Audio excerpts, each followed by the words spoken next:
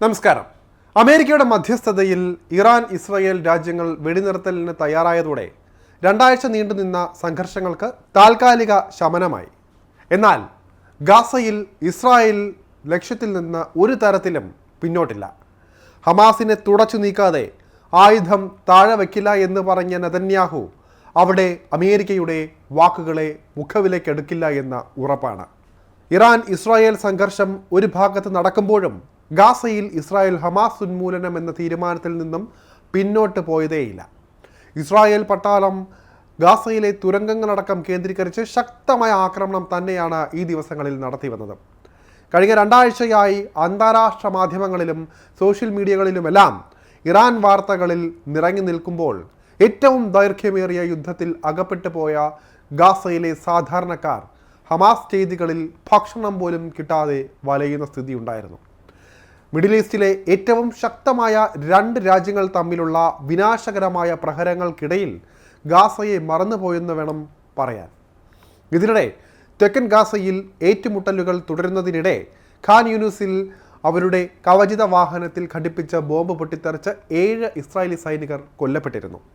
ഇസ്രായേലും ഇറാനും തമ്മിലുള്ള വെടിനിർത്തൽ ഗാസയിലേക്ക് കൂടി വ്യാപിപ്പിക്കണമെന്ന ബന്ദികളാക്കിയവരുടെയും കാണാതായ കുടുംബങ്ങളുടെയും ഫോറം ആവശ്യപ്പെട്ടിരുന്നു.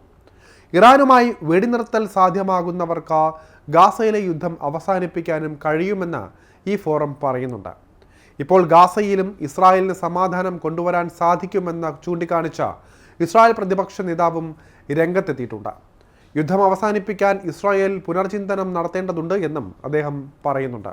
എന്നാൽ നെതന്യാഹുവിൻ്റെ മനസ്സിൽ എന്തെന്ന് തിരിച്ചറിയാൻ പോലും പറ്റാത്ത സ്ഥിതിയാണ് ഇപ്പോഴുള്ളത്. നേരത്തെയും ട്രംപ് സ്വരം കടുപ്പിച്ചപ്പോൾ അതൊന്നും മുഖവിലേക്കെടുക്കാത്ത ഇസ്രായേൽ പ്രധാനമന്ത്രി ഇറാൻ വിഷയം വന്നപ്പോൾ എന്തിന് മൗനം പാലിക്കുന്നുവെന്ന ചോദ്യം ഉയർന്നു കഴിഞ്ഞു. അമേരിക്കയുടെ കൂടി സഹായമുണ്ടെങ്കിൽ ഇസ്രായേലിന് ഹമാസ് ഉന്മൂലനം, അതുപോലെ തന്നെ ഇറാൻ്റെ ആണവശേഖര നശീകരണം എന്നീ ലക്ഷ്യങ്ങളിലേക്ക് വേഗം എത്താൻ സാധിക്കും. എന്നാൽ ട്രംപിൻ്റെ വാക്കുകളെ അതേപടി അനുസരിക്കുന്ന നെതന്യാഹുവിനെയാണ് ഇവിടെ കണ്ടത്. അതുകൊണ്ട് തന്നെയാണ് ലക്ഷ്യത്തിലേക്ക് അടുക്കവേ മനസ്സില്ലാ മനസ്സോടെ അമേരിക്കയുടെ നിർദ്ദേശത്താൽ തൽക്കാലത്തേക്ക് ഇസ്രായേൽ ആയുധം താഴെ വെച്ച കാര്യങ്ങൾ വലിയ രീതിയിൽ ചർച്ചയായത്. എന്നാൽ ഇതുകൊണ്ടൊന്നും അവസാനിക്കില്ല എന്ന് വേണം കരുതാൻ. കൂടുതൽ കരുത്തുമായി ഇസ്രായേൽ പടക്കളത്തിലേക്ക് എത്താൻ തന്നെയാണ് സാധ്യതകൾ കൂടുതലും. കാരണം ഇറാൻ ആണവശക്തി പൂർണ്ണമായും നേടിക്കഴിഞ്ഞാൽ ഇസ്രായേലിന് മരണമണി മുഴങ്ങുന്നതിന് തുല്യമാണത്. അമേരിക്കയുടെ സഹായമില്ല എങ്കിലും ഒറ്റയ്ക്ക് ഇറാനെ നേരിടാനുള്ള ശേഷി ഉണ്ട് എന്ന നെതന്യാഹു കഴിഞ്ഞ ദിവസങ്ങളിൽ ഓർമ്മിപ്പിച്ചതുമാണ്. വെട്ടൊന്ന് മുറി 2 എന്ന് തീരുമാനമെടുക്കുന്ന നെതന്യാഹു ഒരുപക്ഷെ അമേരിക്കയെ അവഗണിച്ച് പടപ്പുറപ്പാട് നടത്തിയാലും അത്ഭുതപ്പെടാനില്ല.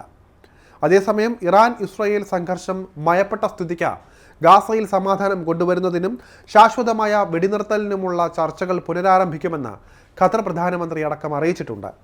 ഇസ്രായേലും ഹമാസും തമ്മിലുള്ള വെടിനിർത്തൽ, ബന്ദികളെ മോചിപ്പിക്കൽ ചർച്ചകളിൽ മുഖ്യ മധ്യസ്ഥത വഹിച്ചിട്ടുള്ള ഖത്തർ അടുത്ത 2 ദിവസത്തിനുള്ളിൽ ചർച്ചകൾ പുനരാരംഭിക്കുമെന്ന് പ്രതീക്ഷിക്കുന്നതായി കഴിഞ്ഞ ദിവസമാണ് അറിയിച്ചത്. ഹമാസ് ആയുധം താഴെ വെച്ച് തങ്ങൾക്ക് മുന്നിൽ കീഴടങ്ങി എല്ലാ ബന്ദികളെയും മോചിപ്പിച്ചാൽ ആ സമയം തന്നെ ഗാസയിലെ യുദ്ധം അവസാനിപ്പിക്കാമെന്ന നെതന്യാഹു പറഞ്ഞതായാണ് വിവരം. എന്നാൽ ഹമാസ് ഇവിടെ നിന്ന് വിട്ടൊഴിയുന്നില്ല. അവരുടെ ശാപമായി, ഗാസയിലെ സാധാരണക്കാരുടെ ശാപമായി അവിടെ തന്നെ ചെന്ന് കറങ്ങിക്കൊണ്ടിരിക്കുകയാണ് ഹമാസ് തീവ്രവാദികൾ. ഇറാനുമായുള്ള വെടിനിർത്തൽ നിലവിൽ വന്നതോടെ സൈന്യത്തിൻ്റെ ശ്രദ്ധ ഗാസയിലേക്ക് തിരിച്ചു വരുമെന്ന ഇസ്രായേൽ പ്രതിരോധ സേന, അതായത് IDF chief of staff lieutenant ജനറലായ ഇയാൽ സമീറും സൂചിപ്പിച്ചിട്ടുണ്ട്. ഇറാൻ ഇസ്രായേൽ സംഘർഷം നടന്ന 2 ആഴ്ചക്കിടെ ഗാസയിൽ 860-ലധികം ആളുകൾ ഇസ്രായേലി വെടിവെപ്പിൽ കൊല്ലപ്പെട്ടുവെന്ന് ഫലസ്തീൻ ആരോഗ്യ മന്ത്രാലയം അറിയിച്ചിരിക്കുകയാണ്. എന്നാൽ ഇതിൻ്റെ എല്ലാം മുഖ്യ ഉത്തരവാദികൾ ഹമാസ് ആണെന്നാണ് ഇസ്രായേൽ വാദിക്കുന്നത്. അതേസമയം പ്രദേശത്ത് മനുഷ്യനിർമ്മിത ക്ഷാമം ഉണ്ടാകാനുള്ള സാധ്യത വർദ്ധിച്ചു വരികയാണെന്ന് ഐക്യരാഷ്ട്രസഭ ആവർത്തിച്ച മുന്നറിയിപ്പ് നൽകിയിട്ടുണ്ട്. ഇസ്രായേലിനെയാണ് ലക്ഷ്യം വെക്കുന്നതെങ്കിലും ഗാസയിലെ പൊതുവികാരം ഹമാസിനെതിരെയാണ്.